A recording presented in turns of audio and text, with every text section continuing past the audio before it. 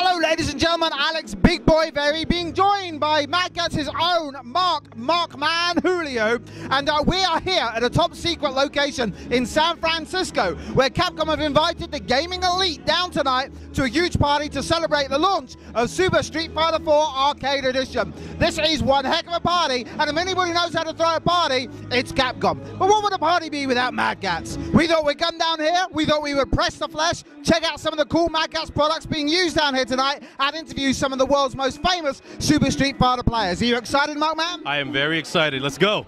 Let's do it.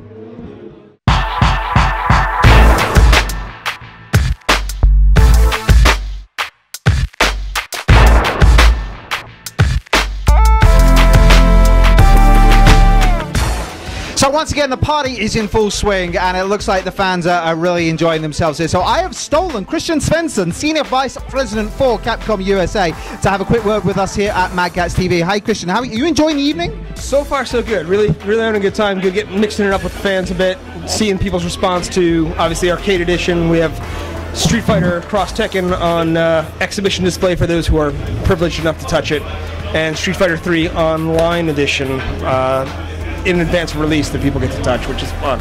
I mean, Street Fighter 4 really has just taken a life of its own now. We've had Street Fighter 4, Super Street Fighter 4, and now, of course, we have the Arcade Edition. Do you think this is the end of the line as far as Street Fighter 4 goes?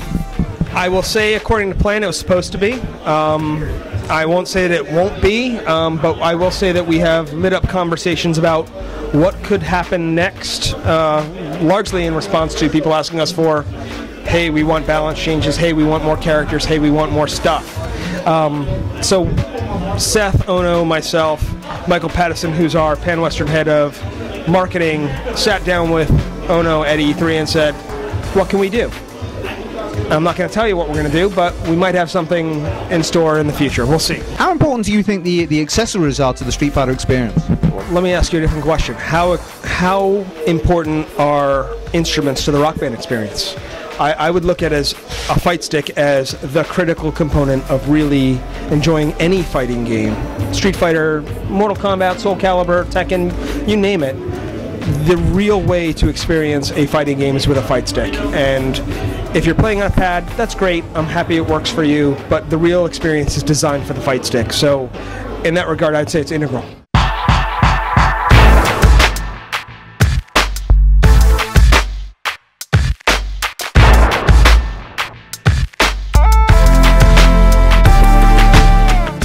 Ladies and gentlemen, what a treat we have here today. I've stolen Redrapper from the Capcom stage to come to talk to us exclusively for Mad Catz TV. Redrapper, welcome to Mad Catz TV. How are you tonight? I'm doing very, very well. I like being interviewed. It's a fun thing to have happen to me. Well, it's a fun thing to be able to interview you. So for the folks at home, you're a multi-talented guy, a writer, a musician, a rapper, and a Capcom fan. Is that fair to say? Yeah, I'm also a director. I directed a couple documentaries back in December, which got some press at Kotaku, and like the last time I checked, Run It Back episode 3 is at like 22,000 views, and A New Kind of Blues is at like 18,000 views on Vimeo. So let's give everybody at home a quick plug. Where can people view your work? You can view a lot of my stuff on YouTube under Redrapper. If you just search Redrapper, it'll be there. And then if you look on Vimeo, Vimeo, you can find other movies there and stuff like that. And I'm getting a website soon, which is going to be redrapper.com, but it's in progress. It's in progress. But I mean, getting back to tonight, what brings you down here tonight? I mean, obviously the crowd was going wild for you. All of the fighting game community seemed to know you. What brings you down here this evening? Well, I came down because Bobby Tunick, who is the guy, I think he's like the kind of a product manager. He, when I did the 3DS commercial, he was the guy who called me. He called me up again and he was like, "Hey, when we were doing that, there was a Marvel Fight Club," and I said, "Hey, can I perform there?" And he said, "No, we don't have enough time to set up and book it, you know." So he called me up for this time. He's like, "Hey, we have somewhere where you can perform. It's just kind of a drive though." So I drove all the way up here from Southern California to perform. But I'm hyped though. People seem to like it. I just get really self-conscious after I get done on stage, you know. Oh, that'd be ridiculous. They were eating it up down there. Tell the folks at home a bit about the commercial, because I mean you wrote the music for the commercial for Super Street Fighter 4 on 3DS. Yeah, I did I remixed the Cody theme for Evo, and you know, everybody at Capcom apparently heard it through word of mouth, or I don't know how it passed around, but it got a lot of hits on YouTube, and then I got a call from Capcom, and they said, you know, we really like it. We were wondering if you could do something similar to it for the 3DS spot.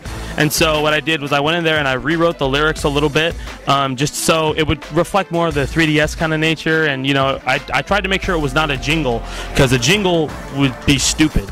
It's not what the fans would be expecting. Not what the fans would want. You don't want to have like a jingle like "Buy 3DS Street Fighter 4." You know, do something. Sounds like pretty good to me. I'm sold. Well, let's take this out. That does more.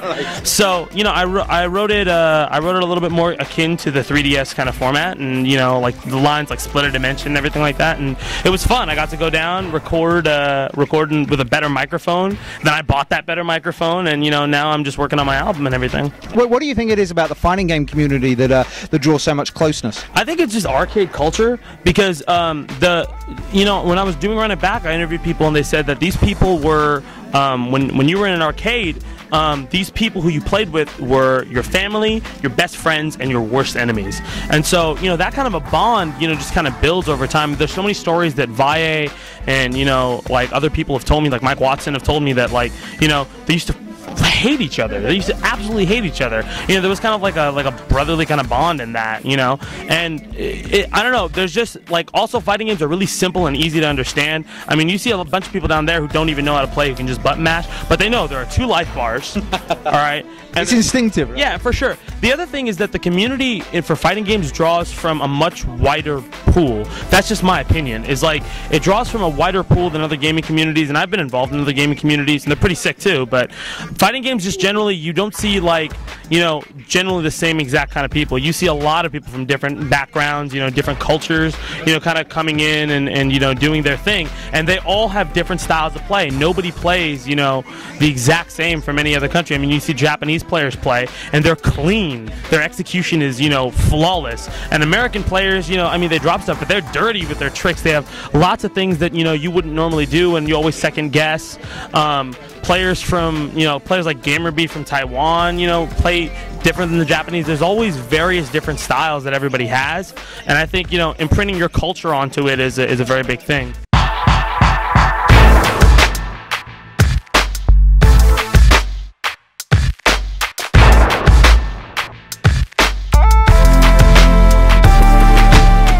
Okay, folks, I've taken a bit of a break here, and I'm joined by Filthy Rich. Now, Filthy Rich, you are...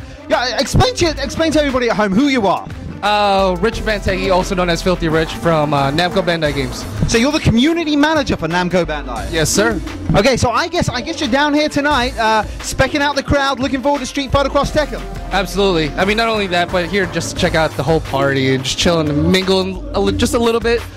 Street Fighter Cross Tekken for sure. Just want to see what everybody's up to and see what everybody thinks about everything so far. You know, so one of the things that I've learned since I started recording these little videos for Mad Catz TV is just how friendly the fighting game community are, and everybody plays everybody else's games, right? And we're all into the same things. Yes. Yeah. I mean, you know, as much as I am from Namco Bandai Games, I play everything Soul Calibur, Tekken, but I'm not going to be ignorant to the fact that these games like Street Fighter and Marvel are right in front of me, so I'm still going to play them, and I love the community. I'm a competitive gamer, or was a competitive gamer. I suck now, but I just like to be at these events, see old friends, you know, see old faces. The faces that I grew up with are still the people that are in the scene, so it's just good to be here.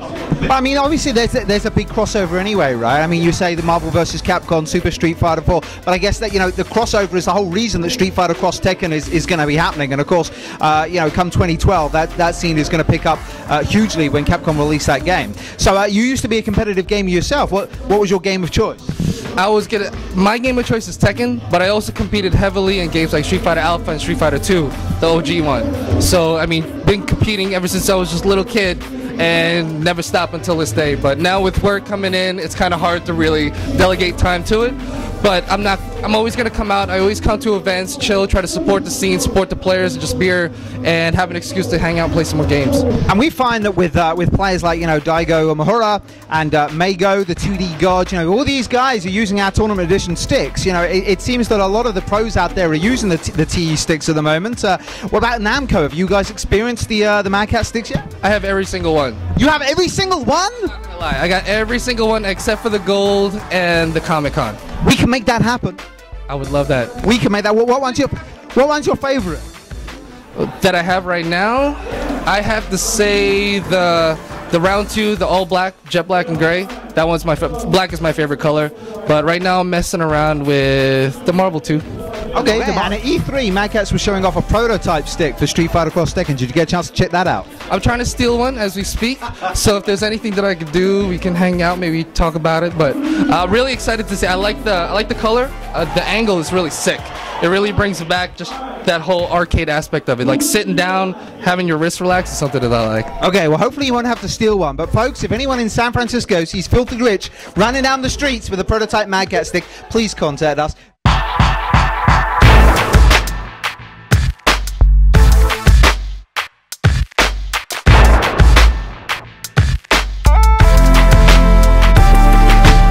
Everybody at home, let us into it. We already know Mark Man, but please introduce yourself to camera, sir.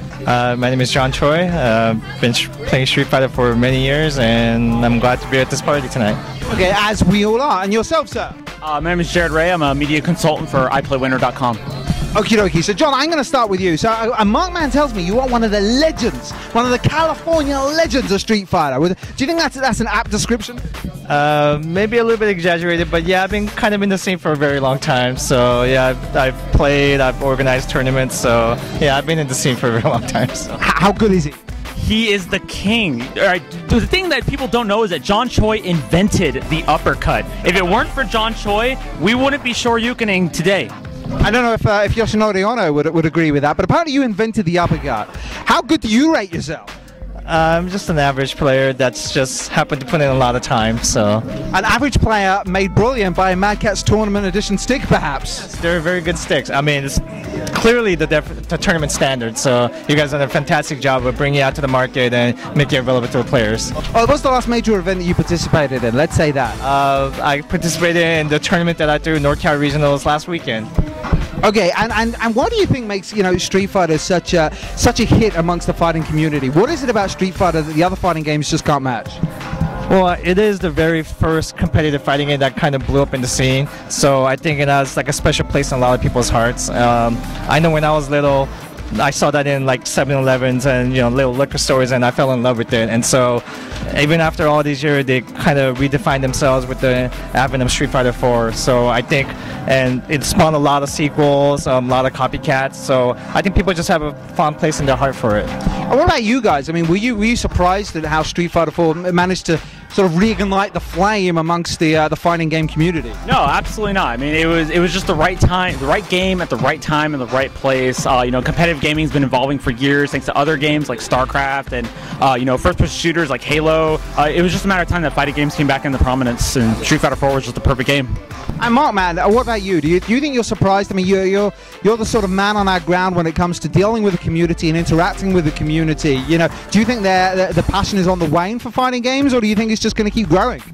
Definitely not. I think since it is a community and it is supported by the community, I think since everyone's in there, they're trying to make this thing bigger for everyone else. We have organizers, we have players, and then we have companies like ourselves. I think Mad Catz is doing a great job with the whole fighting game community and giving back to the community. I think it's just going to get bigger from here on out, and other people are going to take notice. I tell you what, they're going to go for a fortune on eBay if we can just... How many did you get? Well, hello, ladies and gentlemen. So it's been an awesome night here. I tell you what, it's either very early or very late. We've had a good night, though, haven't we, Mark, man? Very, very good night. We've had a very good night. We've been celebrating all things Capcom and all things Mad Catz. The perfect fighting games with the perfect fighting sticks. And I'm off now for a well-deserved break. Mark, man, you've got to be at work early in the morning creating and designing the next generation of fight stick products, right? Yes, sir. Okay, well, we hope you've enjoyed our little look at Capcom Super Street Fighter 4 Arcade Edition. It's going to be hitting stores real soon, so look out for that. This has been Alex Big Boy Verrey for Mad Catz TV.